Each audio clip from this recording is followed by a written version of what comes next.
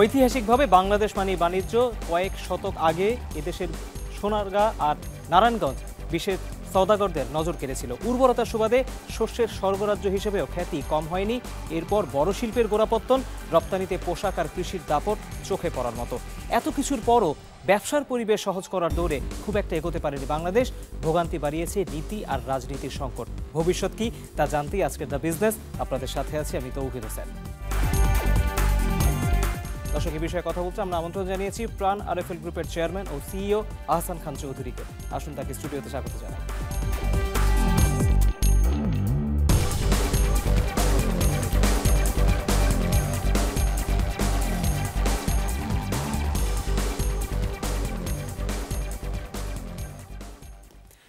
জনাব আহসান খান চৌধুরী, আপনি আমাদের কাছে স্টুডিওতে এসে সময় দিচ্ছেন।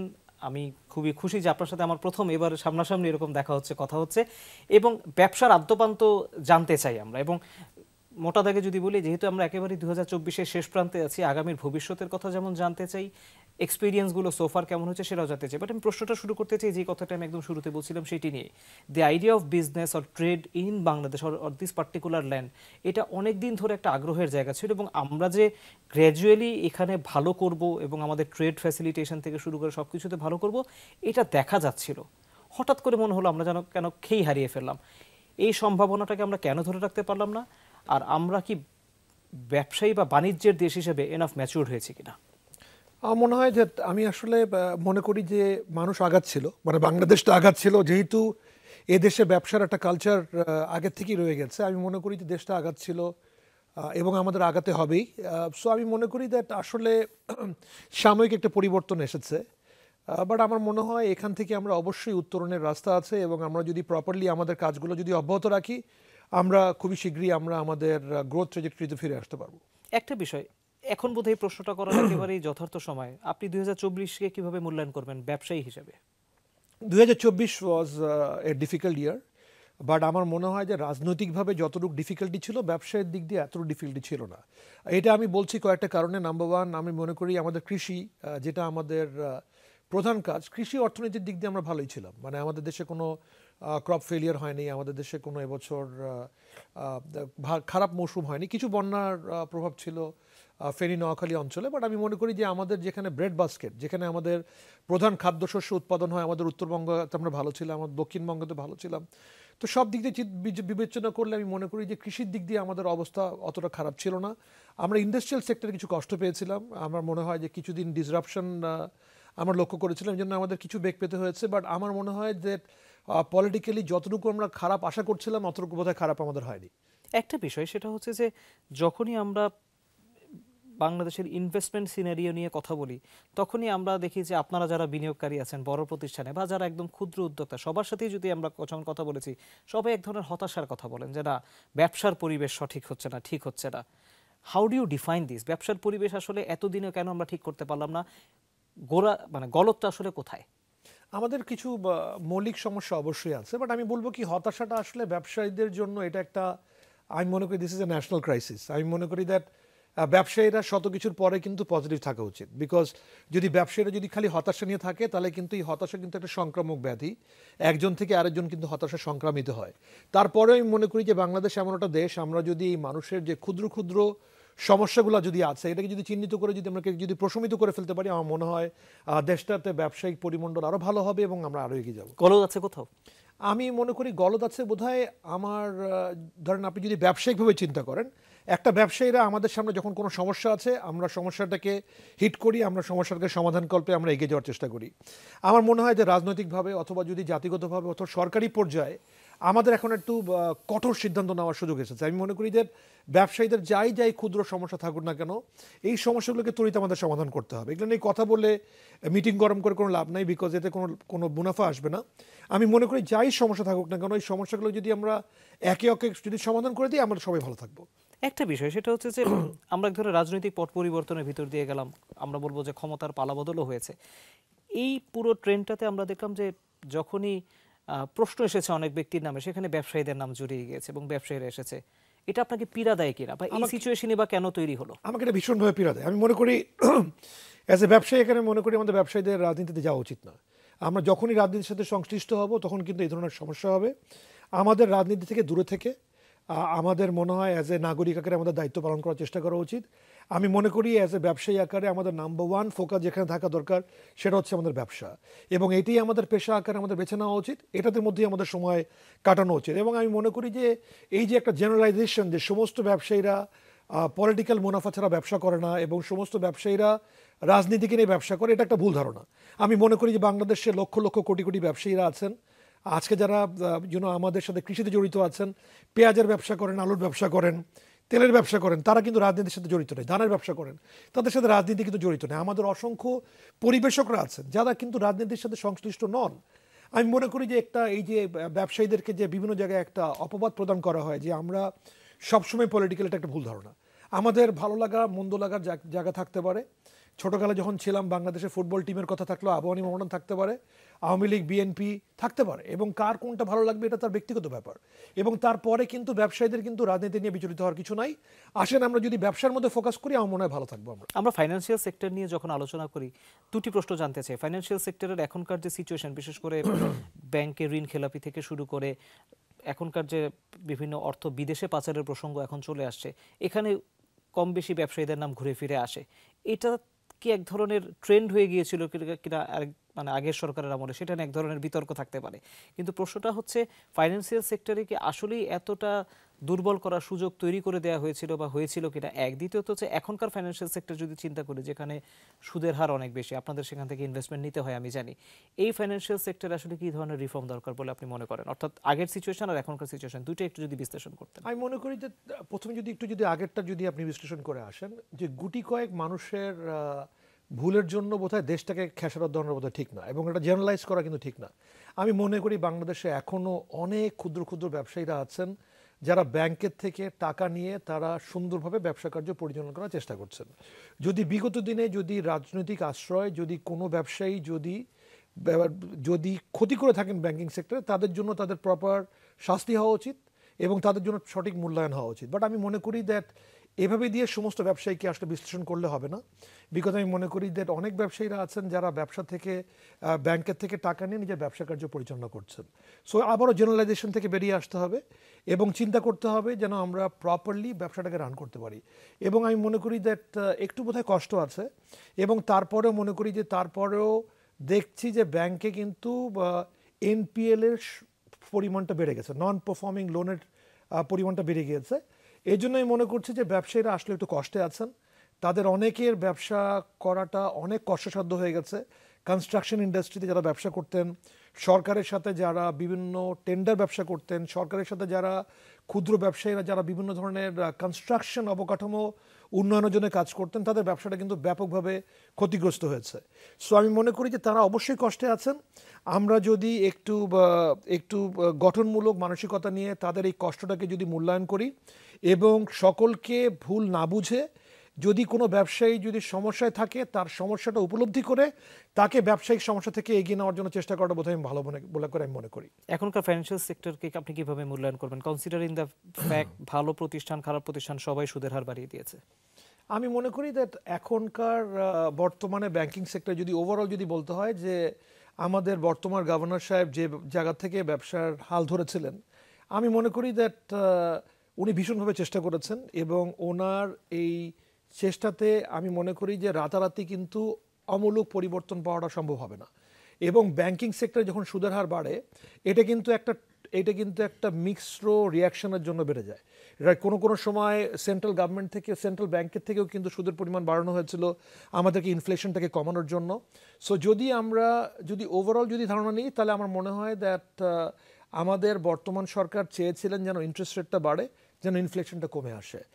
গভর্নর সাহেব অনেক যোগ্য ব্যক্তি এবং আমি অবশ্যই মনে করি যে উনি ভালো মানুষ, উনি কর্মজীবী মানুষ, উনি অনেক কর্মঠ মানুষ এবং উনি আন্তরিকভাবে চেষ্টা করছেন।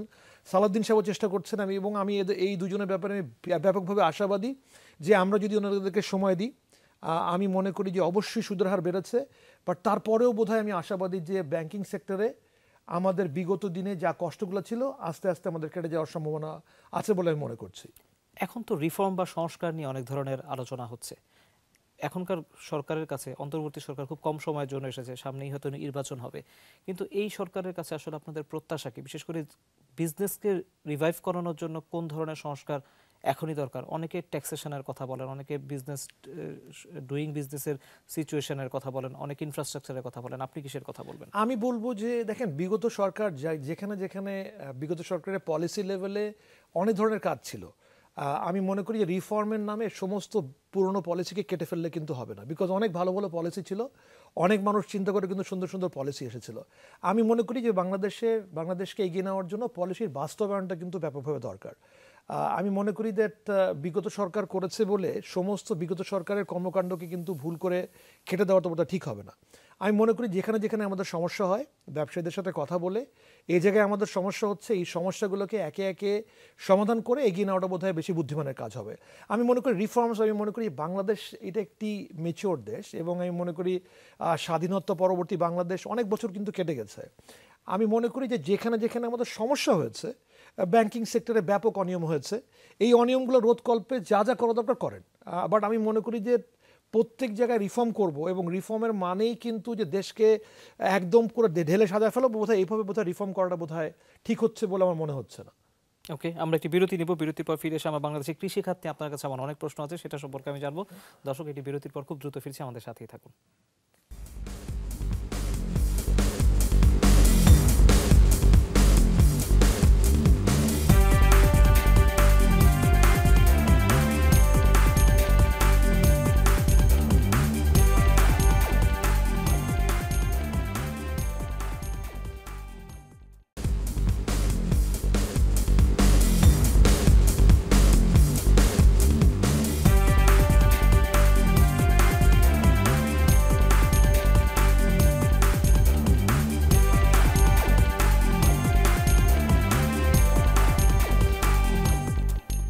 স্বাগত, আপনারা দেখছেন দ্য বিজনেস। আমাদের সাথে স্টুডিওতে আছেন প্রাণ আরএফএল গ্রুপের চেয়ারম্যান ও সিইও আহসান খান চৌধুরী। বলছিলাম বাংলাদেশের এগ্রিকালচার নিয়ে আপনার কাছ থেকে আমি প্রশ্নের উত্তর জানবো। আমি আরেকটু পেছনে আসতে চাই। যখনই বাংলাদেশে নিত্যপণ্যের দাম বেড়ে যায়, সেই জন্য ব্যবসায়ীদের সিন্ডিকেটকে দায়ী করা হয়, এবং সেটার সাথে বলা হয় যে ব্যবসায়ীরাই এই দামটি বাড়াচ্ছেন। সাপ্লাই চেনের ডিসরাপশন আছে, এবং অবাক করা বিষয় হচ্ছে কিছুদিন আগে অর্থ উপদেষ্টা নিজেই বললেন যে এই সিন্ডিকেট এতটাই শক্তিশালী, এটি ভাঙা সহজ না। আমি আপনার কাছে জানতে চাই, এই সিন্ডিকেট করা কৃষি পণ্যের বা খাদ্য পণ্যের ক্ষেত্রে আদৌ সম্ভব কিনা, এক। দ্বিতীয়ত হচ্ছে, যদি না হয়ে থাকে করা, তাহলে গলতটা কোথায় হচ্ছে? আমরা কেন জিনিসপত্রের দামে লাগাম টানতে পারছি না? Thank you. আমার মনে হয় প্রথমে হলো যে সিন্ডিকেটের কথা যদি বলেন, অবশ্যই কিছু মানুষ হয়তো সিন্ডিকেট ব্যবসা করতে পারেন, চেষ্টা করেন, বাট বাংলাদেশ এত বড় দেশ, এখানে আসলে সিন্ডিকেট করে কিছু করা যাবে না। বিকজ আমি মনে করি যেখানে আসলে সিন্ডিকেটের সাবজেক্ট না, আমি মনে করি এখানে একটা ডিম্যান্ড অ্যান্ড সাপ্লাইয়ের সমস্যা আছে বলে আমি মনে করি। বাংলাদেশ মানুষের উপার্জন ক্ষমতা মানুষের বেড়েছে, মানুষের চাহিদা বেড়েছে, এই জন্য প্রথমে মানুষ কিন্তু ভালো খেতে চাচ্ছে, মানুষ বেশি ডিম খেতে চাচ্ছে, মানুষ বেশি সবজি খেতে চাচ্ছে, মানুষ বেশি মশলা খেতে চাচ্ছে, এবং ওভারঅল কিন্তু মানুষজন কিন্তু ভালো খাদ্য গ্রহণ করতে মানুষ আগ্রহ বাড়ছে। সো যতক্ষণ না পর্যন্ত আমাদের দেশের কৃষির উৎপাদন না বাড়বে, ততক্ষণ পর্যন্ত কিন্তু আমরা আমাদের এই কৃষির ইনফ্লেশনটাকে আমরা দূর করতে পারবো না। উত্তর কিন্তু জিনিসের দাম কিন্তু উত্তর বেড়ে যাবে, এবং যেহেতু আমাদের দেশে কিন্তু আমরা সবসময় কিন্তু কৃষিতে আমরা আমদানির সুযোগ প্রদান করছি না, এই জন্য কিন্তু আমাদের দেশে কিন্তু পণ্যের মূল্য বাড়ার সম্ভাবনা বলে আছে বলে আমি মনে করছি। একটা বিষয়, সেটা হচ্ছে যে সাপ্লাই চেইন, আপনার যে প্রোডাক্ট চেইন আছে বা প্রোডাক্টের লাইন আছে, সেখানে আপনাকে একটা লম্বা সাপ্লাই চেইন মেনটেন করতে হয়। এটা করা নিশ্চয়ই সহজ না। আপনি কিভাবে পারছেন? তাহলে অন্যরা কেন, আমরা ওভারঅল কেন পারছি না? আমরা আসলে চেষ্টা করছি, এবং আমরা প্রথম থেকে আমরা সাপ্লাই চেইনের গোড়াতে আমরা ফোকাস করছি। ফর এক্সাম্পল, আমরা ডিমের ব্যবসা করি, রাইট? সো ধরেন লাগছে ডিম নিয়ে অনেক সময় কথা হয় যে ডিমে আসলে কি হচ্ছে, ডিমের দাম বেড়েই চলেছে।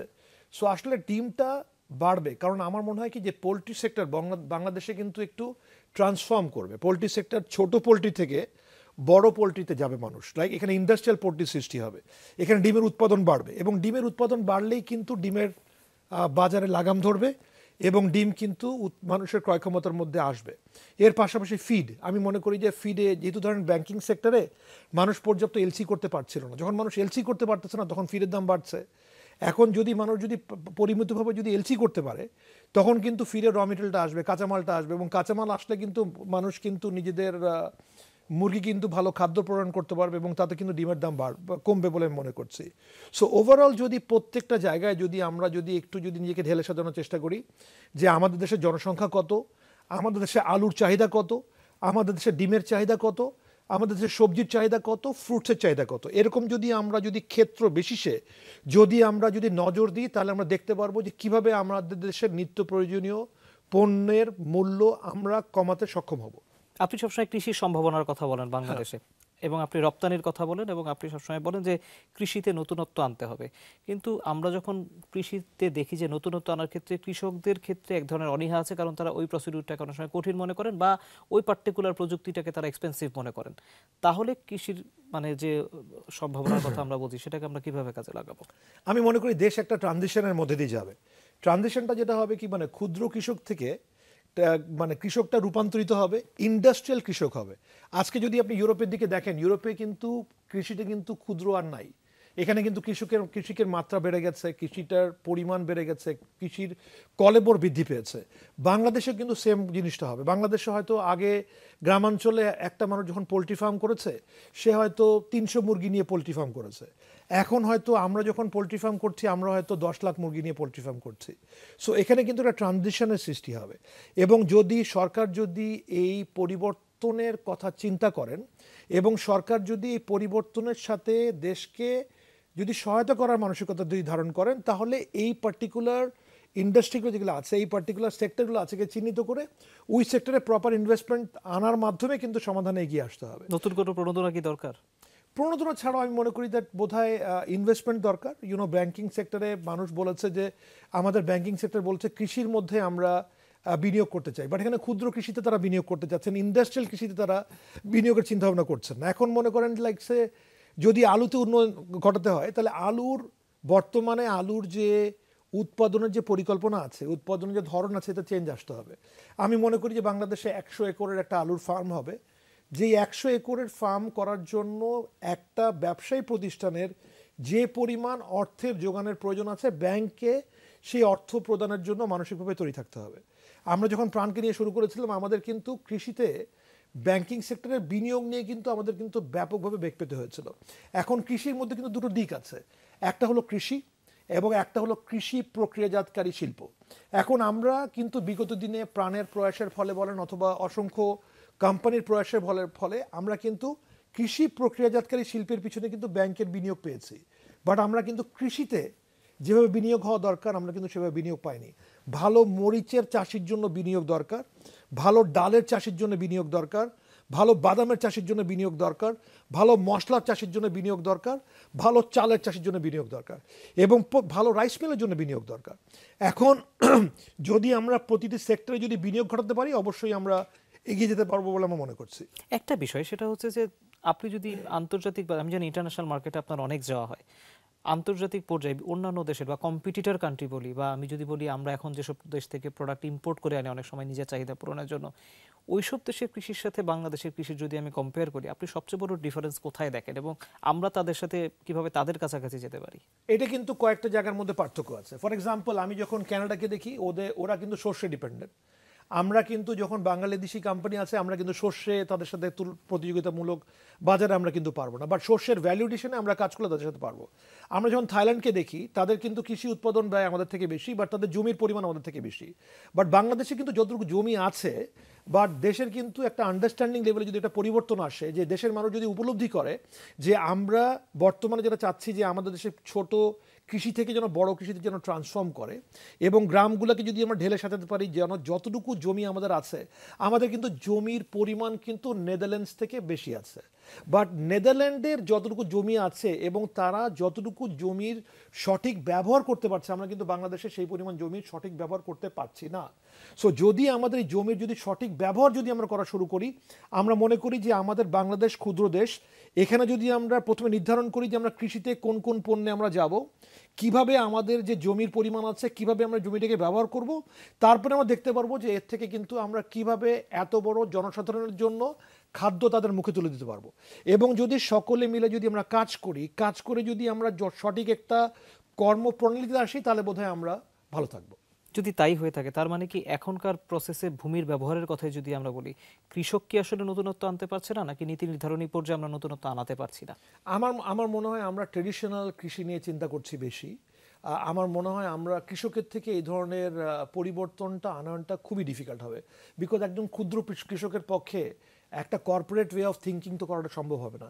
সো যদি আমরা কয়েকটা সেক্টর ধরি, ধরেন মনে করেন মাছে আমরা কাজ করছি, প্রাণে যখন আমরা মাছের উৎপাদনে গিয়েছি আমরা দেখেছি যে মাছে আমরা কিন্তু ব্যাপকভাবে প্রোডাক্টিভিটি উন্নয়নের পিছনে আমরা কাজ করেছি। আমাদের মৌলিবাজারের মতো জায়গায় আমরা একটা বড় মাছের খামার করছি, যে মাছের খামারের মাধ্যমে কিন্তু আমরা মাছের সেক্টরে ব্যাপক পরিবর্তন আনার চেষ্টা করছি।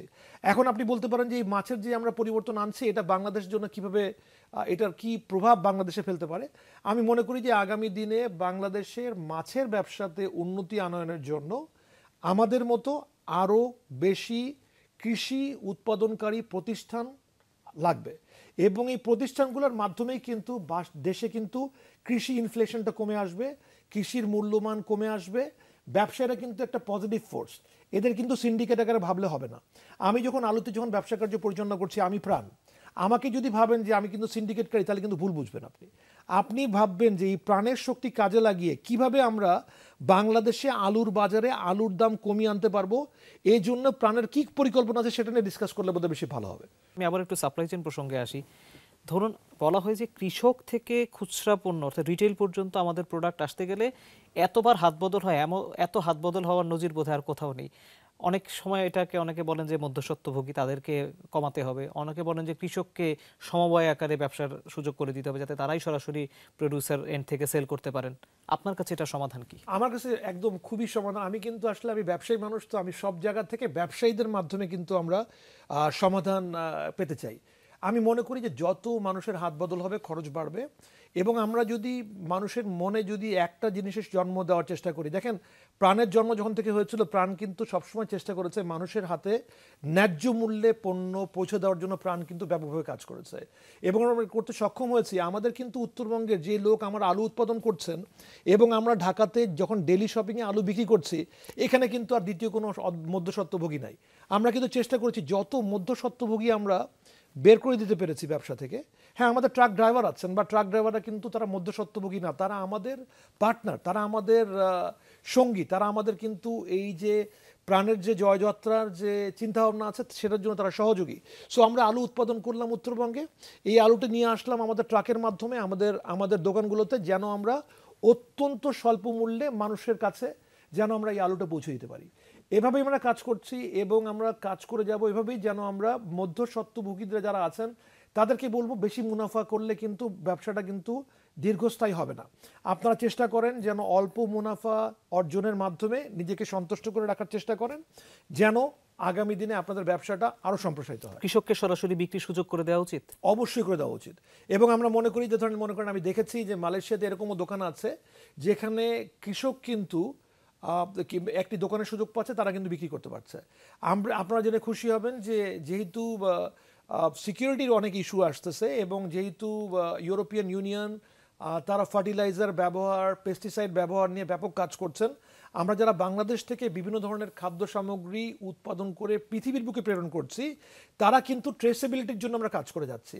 সো আমরা কিন্তু এমন কৃষককে খুঁজছি যে আমাদের জন্য কিন্তু 100 একর কৃষিতে তারা উৎপাদন কার্য পরিচালনা করবেন এবং 100 একর কৃষিতে তারা পরিচালনা করে তারা আমাদেরকে বলবেন, আমরা নাম লিখে দিব যে এই খাদ্য উৎপাদিত হয়েছে রহিম ভাই নামক এক কৃষকের মাধ্যমে।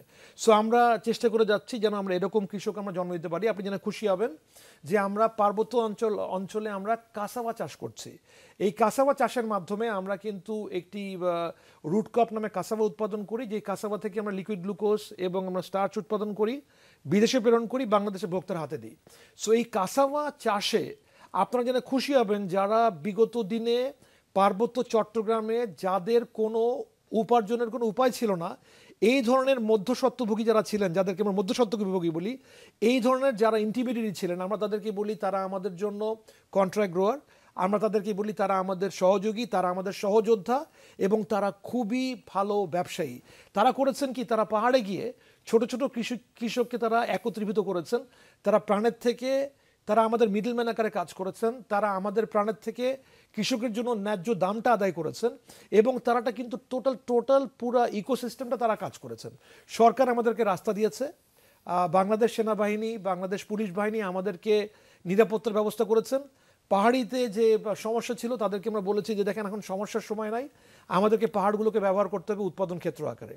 এই উৎপাদন ক্ষেত্র আকারে আমরা ব্যবহার করেছি এবং আমরা অত্যন্ত আনন্দিত যে আমরা পাহাড়ে আমাদের অনেক ধরনের খাদ্যশস্য উৎপাদন করতে সক্ষম হচ্ছি। এই সন্ধ্যে আমরা একটি বিরতি নিব, বিরতির পর ফিরে আসি। ইয়াং জেনারেশন আপনার জন্য বেশ কিছু প্রশ্ন পাঠিয়েছে, আমরা সেগুলোর উত্তর জানবো। দর্শক, এটি বিরতির পর খুব দ্রুত ফিরছি, আমাদের সাথেই থাকুন।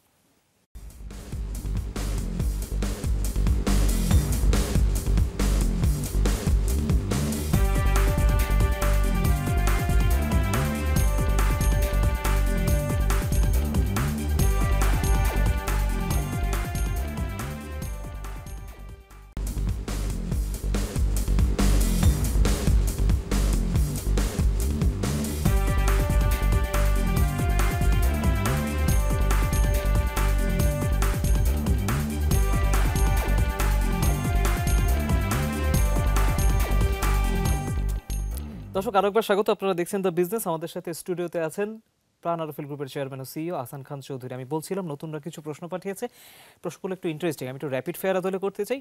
একদমই যে র্যাপিড উত্তর দিতে হবে তাই না, আপনি হয়তো কিছুটা ভাবনারও খোরাক পাবেন। আচ্ছা, নতুনরা প্রথমে জানতে চাই আপনার প্রথম উপার্জন কত টাকা আপনি যখন প্রফেশনে আসেন? 8,000 টাকা। কত সালের কথা এটা? 8,000 টাকা 92 সালে। আমি আমেরিকাতে যখন লেখাপড়া করে এসেছি, আমার আব্বা আমাকে 8,000 টাকা বেতনের চাকরি দিয়েছিলেন। আই এম সো গ্রেটফুল এবং that was my starting salary. Okay, second প্রশ্ন, ব্যবসার জন্য আপনার সবচেয়ে বড় অনুপ্রেরণা কি বা কে? আমার বাবা আমাকে অনুপ্রাণিত করেছেন। এখন আমি অনুপ্রেরণা দেখতেছি হচ্ছে পৃথিবীর সবচেয়ে ভালো ভালো কোম্পানির দিকে আমি তাকাই। I take a lot of inspiration from a company call Nestle, I take a lot of inspiration from a company call Unilever and Procter and Gamble, right? এবং আমি মনে করি যে আমার মাথায় যেটা চিন্তা হয়, 10 জনে পারে যাহা তুমিও পারিবে তাহা, একবার না পারিলে দেখো শতবার। ওকে, ফেয়ার এনাফ, খুব ভালো ফিলোসফি। 3 নম্বর প্রশ্ন, ব্যবসায় ডেভেলপমেন্টের জন্য কোনটি বেশি গুরুত্বপূর্ণ, ইনভেস্টমেন্ট নাকি উদ্ভাবন, ক্রিয়েশন? আমার মনে হয় হার্ডওয়ার্ক, বিকজ আমি মনে করি দ্যাট উদ্ভাবনটা ইম্পর্টেন্ট, বাট যদি উদ্ভাবন যদি অন্য কেউ করেন তাও কিন্তু সম্ভব, রাইট? এবং পৃথিবীতে এত কিছু উদ্ভাবনের কিন্তু প্রয়োজন নাই। আমি মনে করি যে আমরা যদি যারা ফুড ব্যবসা করি অথবা আমরা ধরেন যদি প্লাস্টিক ব্যবসা করি, পৃথিবীতে কিন্তু অনেক জিনিস কিন্তু উদ্ভাবিত হয়েছে। ফর এক্সাম্পল, আমরা যখন চায়নার সাথে কম্পিট করি, আমরা চায়নার উদ্ভাবিত সামগ্রী আমরা যদি মার্কিন যুক্তরাষ্ট্রে বিক্রি করি, আমাদের ব্যবসায়িকভাবে ব্যাপকভাবে আমাদের উন্নতি ঘটানো সম্ভব। পরের প্রশ্ন যেতে চাই, 4 নম্বর, কোনটি বেশি চ্যালেঞ্জিং, লোকাল মার্কেট নাকি ইন্টারন্যাশনাল মার্কেট? Local market. কেন? কম্পিটিশনটা অনেক বেশি, রাইট? বাট ইন্টারন্যাশনাল মার্কেটে কিন্তু কম্পিটিশনটা কিন্তু বাংলাদেশি কোম্পানিদের সাথে কম। এবং যেহেতু আমরা বাংলাদেশ থেকে যাচ্ছি, আমি মনে করি দ্যাট ওখানে কিন্তু আমাদের জাতিগতভাবে আমাদের কিছু অ্যাডভান্টেজেস আছে যেটা আমরা উপভোগ করি আর কি। সো ফর এক্সাম্পল, আপনি যদি ইউরোপে এক্সপোর্ট করতে চান, আমরা ইউরোপে জিএসপি পাই আজকে দিন পর্যন্ত। জিএসপি মানে হচ্ছে ইউরোপের কোনো আমদানিকারক বাংলাদেশ থেকে পণ্য সামগ্রী গ্রহণ করলে তাদের কোনো আমদানি শুল্ক প্রদান করতে হয় না। সো যদি এইটাই যদি আমাদের জন্য সুযোগ হয়, এবং তাহলে আমরা ইউরোপে যদি আমাদের পণ্য যদি আরও বেশিভাবে পাঠাতে পারি, আমরা আরও উপকৃত হতে পারব। Fair enough. পরের প্রশ্ন যেতে চাই, নতুনরা জানতে চায় ব্যবসায় কোন মুহূর্তে বড় ঝুঁকি নেওয়া উচিত? কষ্টকর মুহূর্তে। মনে করেন এখন বাংলাদেশে একটু অনিশ্চয়তার মধ্যে আছে, যখন ইকোনমিটা মোর ডিফিকাল্ট তখন বেশি ঝুঁকি নেওয়া উচিত। বিকজ আমি মনে করি, তাহলে মনে করেন আমাদের প্রাণের ক্ষেত্রে যদি বলেন, আমরা যখন ক্রাইসিসের মধ্যে থাকি তখন আমরা সবচেয়ে বেশি গ্রো করি, রাইট? বিকজ অন্য সবাই চিন্তা করছে, তারা কিন্তু বেশিরভাগ সময় ব্যয় করছে হলো হতাশাগ্রস্ত থেকে বেশি সময় ব্যয় করছে যে দেশের কি হচ্ছে। দেশের কিছুই হবে না, বাংলাদেশ একটি সুন্দর দেশ, বাংলাদেশ আগামী দিনে আরও সুন্দর বাংলাদেশ হবে, এটি আমরা কামনা করছি। সো কাজেই আমার মনে হয় আমরা যারা ব্যবসায়ী আছি, আসেন আমরা বাংলাদেশের ব্যাপারে হতাশাগ্রস্ত না থেকে ব্যবসার মধ্যে মনোযোগ দেওয়ার চেষ্টা করা উচিত। ওকে, 6 নম্বর প্রশ্নে যেতে চাই, আপনি আপনার কলিগদের মাঝে কোন কোয়ালিটি সবসময় খোঁজেন? হার্ডওয়ার্ক। সবাইকে হার্ডওয়ার্ক। এবং আমি সবচেয়ে দেখি, মনে করেন লাইকস দ্যাট আমরা সবাই মালিক আমাদেরই প্রাণ আরএফএল এর রাজত্বে। আমরা বলি যে ভাই আপনারা নিজেদেরকে কর্মচারী মনে করবেন না। আমাদের কোম্পানিতে আমরা বলি, ধরেন আমি যদি আজকে যদি আমাদের কোম্পানি যদি প্রশ্ন করি যে আমাদের কোম্পানির মালিককে, সকলের সমস্যারে বলবে আমরা সবাই মালিক। এবং যখন একটা মানুষের মাঝে এই মালিক সুলভ মনোভাব বিদ্যমান থাকে, তখন কিন্তু মানুষ কিন্তু খুবই ভালো কাজ করে এবং মানুষ কিন্তু পূর্ণভাবে নিজেকে এগিয়ে নেওয়ার চেষ্টা করে। Fair enough. 7 নম্বর প্রশ্ন, নতুন উদ্যোক্তা ধরুন যারা মাত্রই ব্যবসা শুরু করছে, তাদের জন্য আপনার এক বাক্যের পরামর্শ কি? Remain positive, don't think about negativity. Bangladesh ব্যবসার জন্য ভালো দেশ। যদি আপনার সামনে বসে আমরা যদি ক্ষুদ্র কোম্পানি থেকে বড় কোম্পানি হতে পারি, আপনিও পারবেন। ওকে, খুব ভালো মোটিভেশন। 8 নম্বর প্রশ্ন, সবাই জানতে চায় কিভাবে ভালো সেলসম্যান হওয়া যায়? You have to love the sales profession. এবং আমি সবসময় যখন বিক্রি করি আমি মনে করি যে আমাদের এই সেলসের মাধ্যমে আমরা পৃথিবীতে কি সংস্কার ঘটাতে সক্ষম হচ্ছি, মানুষের জন্য কি কি উপকার আমরা বয়ে আনছি। যখন আমরা আপনার কাছে এসে আমাদের একটা ফ্রুট জুস বিক্রি করার চেষ্টা করি, আপনাকে কিন্তু ভাবতে হবে যে এই ফ্রুট জুস বিক্রির মাধ্যমে কিন্তু আপনি কৃষিতে কি উন্নতি সাধন করছেন। যখন আপনি এভাবে চিন্তা করবেন যে আমাদের এই সেলসটা কত মানুষের কত জীবনে উন্নতি প্রদান করছে, তখন কিন্তু আপনি বুঝতে পারবেন যে আপনি অবশ্যই সফল হবেন। ওকে, 9 নম্বর প্রশ্ন, এটা আমিও জানতে চাই, আপনি ব্যবসায়ী না হলে কি হতেন? ব্যবসায়ী না হলে ব্যবসার সাথে সংশ্লিষ্ট হতাম এবং হয়তোবা অন্য কোনো ব্যবসায়ীর সাথে কাজ করতাম তার ব্যবসাকে সম্মুখের পানে এগিয়ে নেওয়ার জন্য। ওকে, 10 নম্বর প্রশ্ন, র্যাপিড ফায়ারের শেষ প্রশ্ন, একটু হাইপোথেটিক্যাল সিচুয়েশন, কিন্তু আমি জানতে চাই, ধরুন আপনি এমন একটি প্রযুক্তি বাজারে এনেছেন যা কৃষকদের উৎপাদনশীলতা বাড়াবে, কিন্তু এটি ব্যয়বহুল হওয়ার কারণে কৃষকরা এটি নিতে চাইছেন, আপনি তাদেরকে কিভাবে মোটিভেট করবেন? আমি তাদেরকে অঙ্ক দেখাবো যে কিভাবে তারা ব্যয়টা করে নিজেদের ব্যয়টাকে পরিশোধ করতে পারে। আমরা অনেক সময় ব্যবসায়ী পরিমণ্ডলে আমরা কিন্তু অনেক ব্যয়বহুল জিনিস আমরা করি, বাট আমরা যদি নিজেরা যদি অঙ্ক করে দেখি পৃথিবীতে ব্যয়বহুল জিনিস হলেও কৃষকের জন্য কিন্তু আজকে বাংলাদেশে কিছু সমাধানও রয়েছে। কৃষক কিন্তু ব্যয়বহুল হলেও কিন্তু তারা কিন্তু নিজেদের বিনিয়োগ তারা করতে পারেন, যদি তাদের মানসিকতা থাকে, যদি তাদের মধ্যে সেলফ ডিসিপ্লিন থাকে যে আমি এই ব্যয়টা করব এবং সময় মতো আমি আমার ব্যাংকের টাকাটা পরিশোধ করব, তাহলে কিন্তু কৃষক কিন্তু ক্ষুদ্র কৃষক থেকে বড় কৃষকে রূপান্তরিত হবেন। ওকে, আমরা আমাদের র্যাপিড ফায়ারের অংশটি শেষ করলাম, আশা করি যাদের যে উত্তর তারা সেটি পেয়ে গিয়েছেন। আমরা আবার একটু বড় প্রশ্নে আসি, এটাও নতুনদের জন্য, কিন্তু একটু বড় পরিসরেই তারা এই উত্তরগুলো জানতে চায়। আমি একটু উদ্যোক্তাদের নিয়ে প্রথমে শুরু করি। আপনি বলছিলেন যে যদি কেউ প্রাণের সাথে বিজনেস করতে চায় বা অ্যাগ্রি রিলেটেড কোনো কাজ করতে চায়, সে আপনার সাথে এসে একসাথে বিজনেস করতে পারে সহায়ক হিসাবে, that is one part of the story. প্রশ্নটা হচ্ছে, তারা সবসময় এক ধরনের তহবিলের সংকটে ভোগেন। আমি সব ধরনের উদ্যোক্তাদের জন্য জানতে চাচ্ছি, এখন তো আইটি সেক্টরেরও একটা বড় গ্রহ হচ্ছে, আইসিটি ইন্ডাস্ট্রি নিয়ে অনেকে কাজ করছেন, যিনি স্টার্ট আপ নিয়ে এসেছেন এবং যিনি ফান্ড ক্রাইসিসে আছেন, উনি কি করবেন? ওনাকে তো কেউ টাকা দিতে চায় না, ব্যাংক ওনার কাছে কোলাটেরাল চায়, ওনার তো কোলাটেরাল নাই। অবশ্যই কষ্টকর। ইউনোলেক্সেদার মনে করেন আমার জীবনের একটা বিরাট সময় ব্যাংকের দরবারে টাকা নেওয়ার জন্য কেটেছে, এবং আজকে দিনেও কিন্তু আমরা প্রচুর সময় কিন্তু ব্যাংকে আমাদের পিছনে বিনিয়োগ করার ব্যাপারে কিন্তু আমাকে আজকে দিন পর্যন্ত কিন্তু মনোযোগী হতে হয়। আবার তারপরে আমি বলবো যে যদি আমরা ডিসিপ্লিন হই, তারপরে বলবো যে আমরা যদি ভালো ব্যবসা করি, এবং তারপরে আমরা বলবো যে যদি আমরা ক্ষুদ্র প্রফিটেবল ব্যবসা খুঁজে পাওয়ার চেষ্টা করি, আমার মনে হয় সমাধান পাওয়ার কিন্তু সম্ভাবনা আছে। যদি কিনা আমার ধরেন ফর এক্সাম্পল আজকে আমার একটা ভালো ব্যবসা আছে, আমি চাকরিজীবী, আপনার উইকেন্ডগুলো তো আছে, উইকেন্ডে আপনি কী করেন? উইকেন্ডে ব্যবসা করেন, আপনি উইকেন্ডে নিজের ব্যবসা নিয়ে চিন্তা করেন। মনে করেন আমার মনে হয় যে একটা লেভেলের পরে মানুষ বোধহয় হাল ছেড়ে দেয়, মানুষ বোধহয় ভাবে না যে এই ব্যবসা থেকে উত্তরণের সমস্যা মানে সম্ভব, এবং মানুষ যদি কখনো যদি হার না মানে তাহলে বোধহয় মানুষের জয় করার সম্ভাবনাটা কিন্তু ব্যাপক। এবং যদি এই মানসিকতা নিয়ে যদি মানুষ যদি সার্বক্ষণিকভাবে কাজ করে অব্যাহত রাখেন, আমার মনে হয় মানুষ বোধহয় ভালো করতে পারবেন। কিন্তু একটা জিনিস তারা সবসময় বলেন, এটা হয়তো তারা আক্ষেপ থেকেই বলেন, যে যারা বড় উদ্যোক্তা আপনাদের মতো আছেন তারা কেন তাদের পাশে দাঁড়ায় না, বা কেন ভেঞ্চার ক্যাপিটালের মতো তারা তাদেরকে পার্টনার হিসেবে পায় না? এরকম থট প্রসেসের ভিতর দিয়ে গিয়ে আপনারা কখনো যান? আমরা যাই এবং প্রতিনিয়ত আমরা হেল্পও করি। ধরেন ফর এক্সাম্পল আজ থেকে 2 বছর আগে আমি একবার কক্সবাজার গিয়েছিলাম, এবং আমরা ব্যবসায়ী মানুষ, আমরা কক্সবাজার গেলে সমুদ্র সৈকতে আমরা রুটি বিক্রি করার চেষ্টা করি। আমি যখন সমুদ্র সৈকতে রুটি বিক্রি করা দেখতে গেলাম, যে আমি দেখলাম যে আমাদের সমস্ত রুটির ডিস্ট্রিবিউশন খুব ভালো হচ্ছে। সো আমি বিকালবেলা আমি ওই ভদ্রলোকের সাথে দেখা করতে গেলাম যে ভাই আপনি এত ভালো রুটির ব্যবসা করেন। দেখেন, একটা বড় ব্যবসায়ীর জন্য সবচেয়ে বড় সম্পদ কিন্তু ক্ষুদ্র ব্যবসায়ীর মনোযোগ। আজকে আমরা যখন প্রাণ আরএফএল নিয়ে ব্যবসা করি, তো রুটির ব্যবসাকে বলতে হয়, তারপরে তাকে আমরা একটা ভ্যান দিয়ে সহায়তা করলাম। সে আমাদেরকে বললো যে ভাই আপনি যদি আমাকে একটা ভ্যান দিতে পারেন, একটা মোটর চালিত ভ্যান দিতে পারেন, তাহলে আমার ব্যবসাটা কিন্তু অনেক বেড়ে যাবে।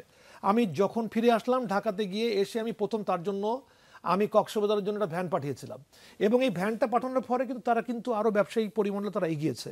সো আমরা যখন বড় ব্যবসা করি, আমরাও কিন্তু ক্ষুদ্র ব্যবসায়ীরা খুঁজতেছি যারা আন্তরিকতার সাথে আমাদের ব্যবসাকে নিজের ব্যবসা আকারে নিয়ে তারা এগিয়ে যাবে।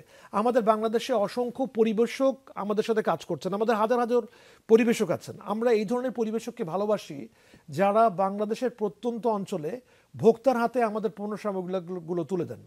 আমরা এই সমস্ত দোকানদারকে ভালোবাসি যারা ভালোভাবে দোকানদারি করেন। আমাদের একটা খুব ফেভারিট দোকানদার আছেন আমার ঘোড়াশালে, বাতেন ভাই। এই বাতেন ভাইয়ের দোকানটা আমার এত ভালো লাগে, বিকজ বাতেন ভাই আমার বন্ধু মানুষ, বন্ধুত্ব হয়েছে ব্যবসার সুবাদে, এবং এই বাতেন ভাই কিন্তু প্রাণকে ওন করেন। এবং এই ঘোড়াশালে বাতেন ভাইয়ের একটা দোকান আছে, বাতেন ভাই কিন্তু ব্যবসায়িক ব্যাপারে এগিয়েছেন, এবং বাতেন ভাই কিন্তু যারা ঘোড়াশালের মানুষ আছে তারা জানেন বাতেন ভাইকে, ক্ষুদ্র ব্যবসায়ী থেকে কিন্তু বড় ব্যবসায়ীতে রূপান্তরিত হয়েছেন। আজকে যদি কোনো মানুষ যদি চুরি করে যদি প্রাণের মাল যদি দোকানে বিক্রি করার চেষ্টা করেন, বাতেন ভাই কিন্তু অতন্ত্র প্রহরীর মতো আমার এই পণ্য সামগ্রীকে পাহারা দেওয়ার চেষ্টা করেন। সো আমি বোঝানোর চেষ্টা করছি যে একটা বড় ব্যবসায়ীর জন্য সবচেয়ে বড় সম্পদ হলো একটা ক্ষুদ্র ব্যবসায়ীর ভালোবাসা, ক্ষুদ্র ব্যবসায়ীর মনোযোগ, এবং ক্ষুদ্র ব্যবসায়ীকে বড় ব্যবসায়ী হওয়ার মানসিকতা কিন্তু বড় ব্যবসায়ীকে আরও বড় করতে পারে। ডেফিনেটলি। আমরা একটু এবার চাকরিজীবীদের প্রসঙ্গে আসি। আপনার ওয়ার্কফোর্সে আপনার যেসব কলিগরা আসছেন, এখন যারা আসছেন, একটা আক্ষেপ আপনার মতো উদ্যোক্তারা যখন আমাদের চ্যানেলে আসেন, তারা সবসময় এই হটসিটে বসেই তারা একটা কথা সবসময় বলেন যে ইন্ডাস্ট্রির চাহিদার সাথে আমাদের এডুকেশন সিস্টেমের যে কারিকুলাম, তার কোনো মিল তারা খুঁজে পান না। আপনিও একই অভিজ্ঞতার ভিতর দিয়ে যান কিনা? দ্বিতীয়ত হচ্ছে আমাদের শিল্পের বা আমাদের অর্থনীতির যে চাহিদা, সেটার সাথে আমাদের এডুকেশন সিস্টেমের সাথে যদি একটা অ্যামালগেমেশন করতে হয়, কি করতে পারি? আপনারা আপনাদের জায়গা থেকে আরো ইনিশিয়েটিভ নিতে পারেন কিনা? না হলে তো ওয়ার্কফোর্সের চাহিদা কোনোদিনই মিটবে না। আমি কিন্তু ভেরি পজিটিভ। আমি মনে করি যে বাংলাদেশের ওভারঅল হিউম্যান ইন্ডেক্সে আমরা যে ধরনের মানুষ আমরা আমাদের ব্যবসাকে পরিচালনা করার জন্য পাচ্ছি, তাদের মান কিন্তু বিগত তুলনায় ভালো। আমরা মনে করি যে আমাদের দেশে যারা মেধাবী ছাত্র ছাত্রী আছেন, তাদের মান অত্যন্ত ভালো, এবং তারা কিন্তু বর্তমানে লেখাপড়া করছেন এবং তারা ভালো করছেন। আমি আমাদের ইয়াং প্রজন্মকে বলবো যে অনুগ্রহপূর্বক আপনারা আরও বেশি লেখাপড়া করেন। যারা ব্যবসার ব্যাপারে পড়ছেন, ব্যবসাকে খুব সিরিয়াসলি নিজের কাছে নেন, ব্যবসার ব্যাপারে বিভিন্ন বইপত্র পড়েন, বিভিন্ন ব্যবসায়ীদের সফলতার গল্পগুলো পড়েন, যেন নিজেকে আরও ভালোভাবে ব্যবসায়ী আকারে এগিয়ে নেওয়ার জন্য নিজেকে সৈনিক আকারে আপনারা পেতে পারেন, এবং ওভারঅল নিজের উপরে প্রচুর বিনিয়োগ করেন। বাংলাদেশি মানুষদের একটি সমস্যা হচ্ছে কি, যে আমরা যখন লেখাপড়া করি, লেখাপড়ার বাইরে কিন্তু আমরা আর কোনো বইপত্র পড়ি না। আমি মনে করি যে বর্তমানে ইন্টারনেটে প্রচুর বইপত্র আছে, বিনামূল্যে কিন্তু অনেক বইপত্র পড়া যায়, অনেক রিসোর্স মেটেরিয়াল আছে। প্রয়োজন হলে আমরা আরও বেশি রিসোর্স মেটেরিয়াল প্রাণের থেকে আপনাদেরকে আমরা দিব, যেন আপনারা পড়বেন বেশি। আপনারা যদি লেখাপড়া বেশি করেন, আপনারা যদি ব্যবসার জন্য যদি আরও সিরিয়াস হন, আপনারা যদি আরও পরিশ্রম করেন, তাহলে আমি মনে করি যে আমাদের আগামী প্রজন্ম আরও ভালো করবে, এবং বাংলাদেশ কেবলমাত্র মধ্যম আয়ের বাংলাদেশ হবে না, উচ্চ আয়ের বাংলাদেশ আকারে প্রকাশিত হবে। যদি তাই হয়ে থাকে, এখনকার যারা ওয়ার্কফোর্স আছে তারা একটা কথা বলে যে শুধুমাত্র ফুড ইন্ডাস্ট্রি বা প্রাণের ক্ষেত্রে তারা সেটা বলে না, তারা ওভারঅল যেটা ভাবে যে এখন বাংলাদেশের লং টার্ম ক্যারিয়ার তৈরি হওয়া খুব কঠিন, কারণ পাইপলাইনে সবসময় একটা বড় কর্মী বাহিনী রেডি থাকে, কাজে তারা যদি চলেও যায় তাদের জায়গা পূরণ করার জন্য সবাই বসে আছে। আসলেই কি বাংলাদেশে এখন লং টার্ম ক্যারিয়ার করা যায় না? টোটালি ভুল ধারণা। আমি ক্ষমা করবেন, বিকজ আমি এর সাথে একমত না। বিকজ আমাদের প্রাণকে পরিচালিত করছে অসংখ্য মেধাবী মানুষ। ফর এক্সাম্পল, আমার একটা ক্ষুদ্র একটা গার্মেন্টস ফ্যাক্টরি আছে। এই গার্মেন্টস ফ্যাক্টরিতে আমি খুব বেশি যাই না, আমি সপ্তাহে একদিন যাই, ওদের সাথে গিয়ে আমি 2 ঘন্টা কথা বলি। আগে বাংলাদেশের একটা ধারণা ছিল যে গার্মেন্টস ফ্যাক্টরি পরিচালনা করার জন্য মালিকদেরকে সাথে ব্যবসা করতে হবে। আমি অত্যন্ত আনন্দিত যে আমাদের শ্রমিক, আমাদের মিড লেভেল ম্যানেজার এবং আমাদের টপ ম্যানেজারদের বর্তমানে দায়িত্ব গ্রহণের মাধ্যমে আমাদের গার্মেন্টস ফ্যাক্টরি কিন্তু উত্তর আরও ভালো করছে, এবং আমরা একদিন বাংলাদেশের সর্ববৃহৎ গার্মেন্টস ফ্যাক্টরি আকারে আত্মপ্রকাশ করব। আমি মনে করি যে বাংলাদেশে অনেক মেধাবী মানুষ আছেন যারা কাজ করছেন। আমার মনে হয় বাংলাদেশে একটা জিনিস আমরা একটা জাতিগতভাবে বেরিয়ে আসতে চাই, আমরা নেগেটিভিটির মাঝে সময় ব্যয় করতে চাই না। আসেন আমরা দেশের যে পজিটিভ ফোর্সগুলো আছে আমরা একে দেখি, আমরা আসেন আমাদের চরকা টেক্সটাইলকে দেখি, যে এই টেক্সটাইলে যতগুলো মেধাবী মানুষ কাজ করছেন, যারা বর্তমানে তাদের কর্মক্ষেত্রকে তারা ওন করেন, এই মানুষগুলোকে আমরা সম্মান দেওয়া শুরু করি। আজকে আমাদের প্রাণে আমাদের কর্মবাহিনী আছে, আমাদের 1,50,000 মানুষ আমরা একসাথে কাজ করি। আমরা অত্যন্ত আনন্দিত যে আমরা পৃথিবীর বুকে আমরা মনে করি we are among the top 100 companies in the world, right? এবং আমরা মনে করি যে টপ 100 কোম্পানিজ এর দিক দিয়ে আমরা মনে করি এই সফলতার পিছনে আমরা একজন মানুষ, আমার পরিবারে আমার মা এবং আমার বোন সহ আমরা 6 জন মানুষ। বাট আমরা মনে করি আমরা 6 জন মানুষ আমরা আমাদের কোম্পানি পরিচালনা করি না, আমাদের 1,50,000 মানুষ, তারা সকলেই আমাদের প্রাণ রাইফেলের মালিক, তারা প্রতিনিয়ত আমাদের কোম্পানিকে ওন করেন এবং আমাদেরকে এগিয়ে নেওয়ার চেষ্টা করেন। আমরা একেবারে অনুষ্ঠানের শেষ পর্যায়ে একদম 1 মিনিটের ভিতরে জানতে চাই, ঠিক 1 দশক পরে বাংলাদেশের অর্থনীতিকে বা ব্যবসা বাণিজ্যের পরিবেশকে আপনি কোথায় দেখেন? আমি মনে করি বাংলাদেশের অর্থনৈতিক পরিবেশ অবশ্যই ভালো হবে এবং বাংলাদেশ উত্তর আরও ভালো করবে। I am very very positive about the economy of Bangladesh. আমরা তেমনটি আশা করি। জনাব আহসান খান চৌধুরী, আপনি আমাদের কাছে স্টুডিওতে এসে সময় দিয়েছেন, সেজন্য আপনাকে আবারও ধন্যবাদ। আপনাকে ধন্যবাদ। আমরা বাংলাদেশের যখন ফুড ইন্ডাস্ট্রি নিয়ে কথা বলছি, ব্যবসায়ীদের নিয়ে কথা বলছি, এখন তো ব্যবসায়ীদেরকে আসলে কোন চোখে দেখা উচিত সেটি নিয়ে আসলে আমাদের অনেকের মাঝে এক ধরনের বিতর্ক রয়েছে, অনেকের মাঝে বিভাজনও রয়েছে। কিন্তু একটা কথা গুরুত্বপূর্ণ, সেটা হচ্ছে আমাদের অর্থনীতির যে মেরুদণ্ডটাকে আমরা শক্তিশালী হবার কথা বলি, সেটির মূল ভিত্তি কিন্তু রচনা করেছেন উদ্যোক্তারা, যারা প্রতিনিয়ত পর্দার পেছনে থেকে কিন্তু কাজ করছেন। তাদের কিছুটা সাপোর্ট দরকার, রিফর্ম দরকার, যে রিফর্মগুলো সত্যিকার রিফর্ম আনবে। সেখানে আসলে নীতি নির্ধারকদের আরেকটু কাজ করা উচিত। দ্বিতীয়ত হচ্ছে নতুনরা যারা এখানে সামনের দিকে এগিয়ে আসতে চাচ্ছেন, তাদেরকে বলবো এখনো আসলে সম্ভাবনা শেষ হয়ে যায়নি। বিশেষ করে ফুড ইন্ডাস্ট্রি নিয়ে যে আসলে অনেক কাজ করার সুযোগ রয়েছে, প্রাণ আরএফএল গ্রুপের সাথে একসাথে কাজ করার সুযোগ রয়েছে, সেই সুযোগ চাইলে আপনারা নিতে পারেন। আমার আশা করি তারাও তাদেরকে সাপোর্ট দেবেন। এর বাইরে অন্য সেক্টরে যারা কাজ করছেন, সেখানেও কিন্তু যদি আইডিয়া ভালো থাকে এবং সেখানে যদি কর্মঠ হবার সঠিক তাগিদটা আপনার ভেতরে থাকে, তাহলে কিন্তু এগিয়ে যাওয়া সম্ভব। আশা করি সবাই সেভাবে ভাববেন। এতক্ষণ ধরে যারা আয়োজন দেখেছেন তাদের সবাইকে অনেক ধন্যবাদ। সবাই অনেক ভালো থাকবেন।